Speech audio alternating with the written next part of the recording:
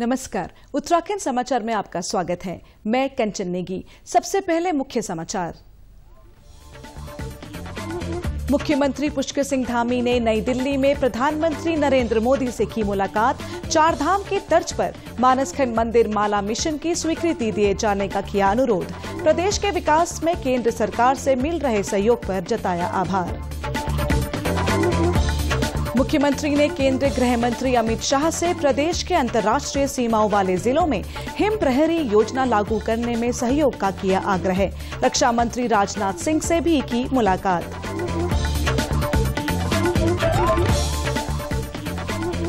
सूचना और प्रसारण मंत्रालय ने 22 यूट्यूब चैनलों को किया ब्लॉक। राष्ट्रीय सुरक्षा, विदेशी रिश्तों और सार्वजनिक आदेश को लेकर गलत तरीके से जानकारी फैलाने का आरोप।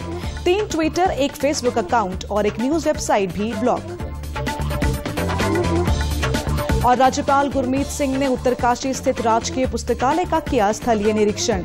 पुस्तकालय को विभिन्न प्रतियोगी परीक्षाओं से संबंधित 500 पुस्तकें भेंट करने का किया ऐलान।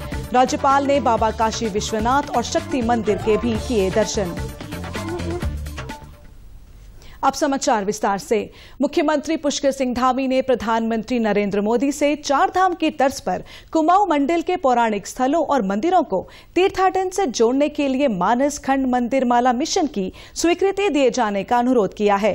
प्रधानमंत्री से नई दिल्ली में शिष्टाचार भेंट के दौरान मुख्यमंत्री धामी ने प्रदेश के विकास में केंद्र सरकार से मिल रहे सहयोग पर आभार व्यक्त करते हुए राज्य में संचालित विकास कार्यों के बारे में अवगत कराया। उत्तराखंड में बागवानी की अपार संभावनाओं को देखते हुए मुख्यमंत्री ने प्रधानमंत्री से कश्मीर की तर्ज पर 2000 करोड़ रुपए के बागवानी पैकेज दिए जाने के साथ ही राज्य के सीमित वित्तीय संसाधनों को देखते हुए जीएसटी प्रतिकर अवधि को बढ़ाए जाने का भी अनुरोध किया। इसके अलावा उन्होंने उत्तराखंड में नवीनतम तकनीक और वैज्ञानिक शोध को बढ़ावा देने के लिए भारतीय विज्ञान शिक्षा एवं अनुसंधान संस्थान IISER की स्थापना और फार्मास्यूटिकल उद्योग के विकास के लिए national institute of pharmaceutical education and research NIPER की स्थापना का आग्रह किया। इस मुलाकात के दौरान मुख्यमंत्री ने बताया कि ऋषिकेश उत्तरकाशी रेल लाइन के निर्माण के लिए रेल मंत्रालय ने फाइनल लोकेशन सर्वे के बाद DPR तैयार कर ली है। मुख्यमंत्री पुष्कर सिंह धामी ने नई दिल्ली में केंद्रीय गृह मंत्री अमित शाह से भी शिष्टाचार भेंट की। उन्होंने केंद्रीय गृह मंत्री से अंतर्राष्ट्रीय सीमाओं के जिलों में हिम प्रहरी योजना लागू किए जाने में केंद्र से सहयोग का अनुरोध किया। मुख्यमंत्री ने कहा कि प्रदेश सरकार द्वारा अंतर्राष्ट्रीय सीमाओं वाले जिलों के गांव से हो रहे पलायन को रोकने, दैवीय आपदा में राहत और बचाव कार्यों के लिए पुलिस, ITBP और SSB के सहयोग से सीमा रक्षक दल, हिम प्रहरी दलों का गठन किया जाना प्रस्तावित है। इन दलों में शामिल व्यक्तियों को प्रोत्साहन भत्ते के रूप में मानदेय दिया जाना प्रस्तावित है। इस पर लगभग 5 करोड़ 45 लाख रुपए का खर्चा अनुमानित है। इसके लिए मुख्यमंत्री ने केंद्र सरकार से सहयोग का आग्रह किया है। मुख्यमंत्री ने राज्य पुलिस को अधिक प्रभावी और आधुनिक बनाए जाने के लिए राज्य पुलिस बल आधुनिकीकरण योजना में प्रति वर्ष 20 से 25 करोड़ रुपए का बजट स्वीकृत किए जाने का भी आग्रह किया। इसके अलावा मुख्यमंत्री ने निर्भया फंड के लिए राज्य सरकार की ओर से प्रेषित 25 करोड़ रुपए के प्रस्ताव को जल्द स्वीकृत किए जाने का अनुरोध किया। रक्षा मंत्री राजनाथ सिंह से नई दिल्ली में मुलाकात के दौरान मुख्यमंत्री पुष्कर सिंह धामी ने कहा कि राज्य सरकार क्षेत्रीय संपर्क योजना के अंतर्गत हवाई सेवाएं शुरू करने का प्रयास कर रही है। सीमांत क्षेत्र होने के कारण पिथौरागढ़ के धारचूला क्षेत्र में आवागमन की सुविधा विकसित किया जाना जरूरी है। धारचूला हेलीपैड को हेलीपोर्ट के रूप में अपग्रेड किया जाना प्रस्तावित है। मुख्यमंत्री ने केंद्रीय रक्षा मंत्री से इसकी अनुमति के लिए संबंधित को निर्देशित करने का अनुरोध किया। मुख्यमंत्री ने कहा कि रुद्रप्रयाग जिले के जखोली में सैनिक स्कूल की स्थापना के लिए रक्षा मंत्रालय और प्रदेश सरकार के बीच मेमोरेंडम ऑफ एग्रीमेंट संपादित किया गया था। इसके अनुसार राज्य सरकार द्वारा अवस्थापना संबंधी सुविधाएं उपलब्ध कराई जानी थी। मुख्यमंत्री ने राज्य के सीमित वित्तीय संसाधनों को देखते हुए इस एग्रीमेंट में संशोधन कर अवस्थापना सुविधाएं केंद्र सरकार से उपलब्ध कराए जाने का अनुरोध किया। सूचना और प्रसारण मंत्रालय ने राष्ट्रीय सुरक्षा, विदेशी रिश्तों और सार्वजनिक आदेश को लेकर गलत तरीके से जानकारी फैलाने के आरोप में 22 यूट्यूब चैनलों को ब्लॉक कर दिया है। इन चैनलों में 4 पाकिस्तान के हैं। इसके अलावा 3 ट्विटर, एक फेसबुक अकाउंट और एक न्यूज वेबसाइट को भी ब्लॉक कर दिया गया है। आईटी नियम के तहत पहली बार 18 भारतीय यूट्यूब चैनलों को भी ब्लॉक किया गया है। इस तरह कुल मिलाकर 22 यूट्यूब चैनलों पर कार्रवाई की गई है। यह सभी यूट्यूब चैनल देश की सुरक्षा, विदेश संबंधी और सार्वजनिक व्यवस्था से संबंधित भ्रामक जानकारी फैला रहे थे। सूचना और प्रसारण मंत्रालय की ओर से दी गई जानकारी के मुताबिक इन चैनलों को ब्लॉक करने के लिए आईटी नियम 2021 का इस्तेमाल किया गया है। ब्लॉक की गई यूट्यूब चैनल की कुल व्यूअरशिप 260 करोड़ से अधिक थी।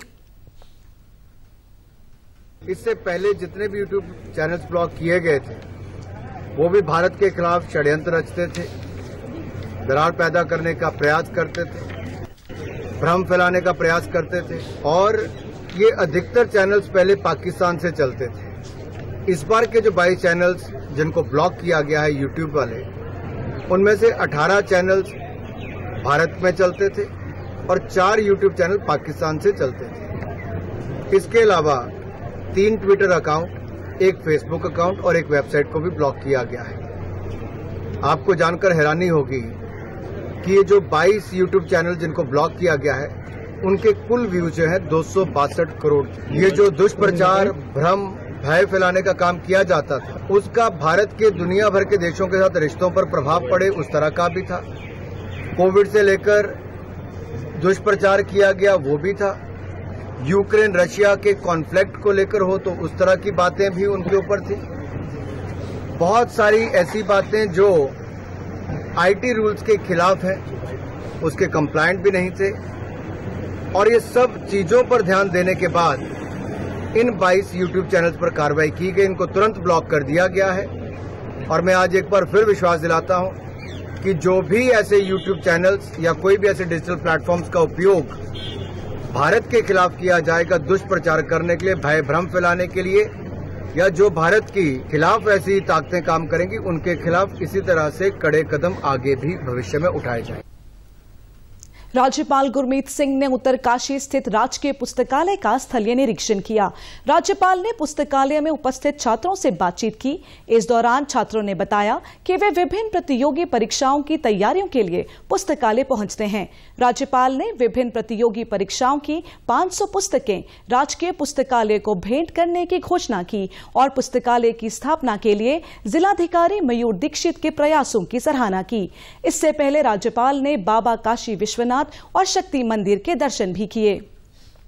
मुख्य सचिव डॉक्टर एस संधू ने अधिकारियों को निर्देश दिए हैं कि सभी समस्याओं को उन्नति पोर्टल पर अपलोड किया जाए ताकि सभी संबंधित विभागों को जानकारी हो कि कौन सा प्रकरण किस स्तर तक लंबित है, जिससे उसका समाधान किया जा सके। राष्ट्रीय राजमार्गों के निर्माण और विकास कार्यों के अंतर विभागीय प्रकरणों को लेकर संबंधित विभागों के साथ बैठक में मुख्य सचिव ने कहा कि सभी विभाग आपसी सामंजस्य से कार्य करें और समस्याओं का निस्तारण जल्द किया जाए।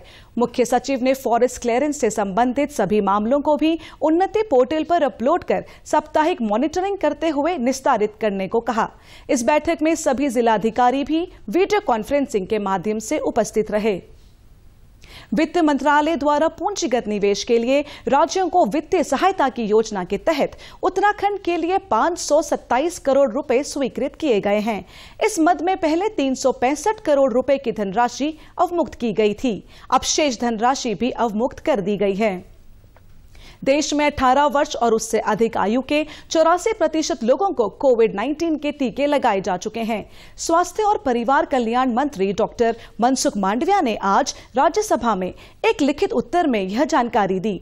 उन्होंने कहा कि राष्ट्रीय कोविड टीकाकरण कार्यक्रम के तहत 97% पात्र लोगों ने पहली खुराक ले ली है। हालांकि 18 वर्ष आयु के ऊपर के 2 करोड़ 60 लाख लाभार्थियों ने एक भी खुराक नहीं ली है। श्री मांडविया ने यह भी बताया कि 15 से 18 वर्ष आयु के 51% से अधिक योग्य लाभार्थियों ने टीके की दोनों ही खुराकें ले ली हैं। एक अन्य प्रश्न के उत्तर में डॉक्टर मांडविया ने कहा कि कोविड-19 महामारी के दौरान ऑक्सीजन की कमी के कारण न राज्यों में और न ही केंद्र शासित प्रदेशों में किसी की मौत हुई है। उन्होंने कहा कि स्वास्थ्य राज्य का विषय है और केंद्र सरकार ने राज्यों और केंद्र शासित प्रदेशों से इस बारे में पूरी जानकारी मांगी है। उन्होंने कहा कि देश में अब तक 4000 से अधिक पीसीए संयंत्र कार्यरत हैं। रुद्रप्रयाग में क्षेत्रीय जनता की समस्याओं का निराकरण उन्हीं के क्षेत्र में करने के उद्देश्य से राजकीय प्राथमिक विद्यालय कौशलपुर में अपर जिलाधिकारी दीपेंद्र सिंह नेगी की अध्यक्षता में तहसील दिवस का आयोजन किया गया। इस दौरान 64 शिकायतें दर्ज की गईं, जिनमें सड़क डामरीकरण, बीपीएल राशन कार्ड, बिजली, आवास, पेयजल से संबंधित समस्याएं शामिल थीं। इस अवसर पर अपर जिलाधिकारी ने संबंधित अधिकारियों को शिकायतों को गंभीरतापूर्वक लेते हुए जल्द निस्तारित करने के निर्देश दिए। उधर चमोली जिले के गैरसैंण में भी जिलाधिकारी हिमांशु खुराना की अध्यक्षता में तहसील दिवस आयोजित किया गया। इस अवसर पर जिलाधिकारी के समक्ष 205 समस्याएं रखी गईं। इनमें से 180 शिकायतों का जिलाधिकारी ने मौके पर निस्तारण किया। प्रदेश के समाचारों में बस इतना ही। चलते चलते मुख्य समाचार एक बार फिर। मुख्यमंत्री पुष्कर सिंह धामी ने नई दिल्ली में प्रधानमंत्री नरेंद्र मोदी से की मुलाकात। 4 धाम की तर्ज पर मानस खंड मंदिर माला मिशन की स्वीकृति दिए जाने का किया अनुरोध। प्रदेश के विकास में केंद्र सरकार से मिल रहे सहयोग पर जताया आभार। मुख्यमंत्री ने केंद्र गृह मंत्री अमित शाह से प्रदेश के अंतर्राष्ट्रीय सीमाओं वाले जिलों में हिम प्रहरी योजना लागू करने में सहयोग का किया आग्रह। रक्षा मंत्री राजनाथ सिंह से भी की मुलाकात।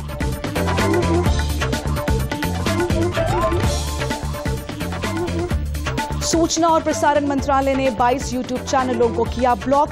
राष्ट्रीय सुरक्षा, विदेशी रिश्तों और सार्वजनिक आदेश को लेकर गलत तरीके से जानकारी फैलाने का आरोप। 3 ट्विटर, 1 फेसबुक अकाउंट और 1 न्यूज वेबसाइट भी ब्लॉक। और राज्यपाल गुरमीत सिंह ने उत्तरकाशी स्थित राजकीय पुस्तकालय का किया स्थलीय निरीक्षण। पुस्तकालय को विभिन्न प्रतियोगी परीक्षाओं से संबंधित 500 पुस्तकें भेंट करने का किया ऐलान। राज्यपाल ने बाबा काशी विश्वनाथ और शक्ति मंदिर के भी किए दर्शन। प्रदेश से जुड़ी अपडेट्स के लिए आप हमसे सोशल मीडिया के माध्यम से भी जुड़ सकते हैं। हमारा ट्विटर हैंडल है DD News_देहरादून। हमारा फेसबुक पेज है DD News उत्तराखंड और हमारे YouTube channel DD News Uttarakhand को भी आप सब्सक्राइब कर सकते हैं। कोरोना संक्रमण से बचने के लिए मास्क का अनिवार्य रूप से और सही ढंग से प्रयोग करें। साथ ही सामाजिक दूरी का ख्याल रखें, नियमित रूप से हाथ धोएं और याद रखें, कोरोना को हराना है, मास्क जरूर लगाना है। साथ ही यदि अभी तक आपने वैक्सीनेशन नहीं कराया है तो आप भी जल्द से जल्द वैक्सीनेशन करवाएं और खुद को और देश को सुरक्षित रखें। नमस्कार।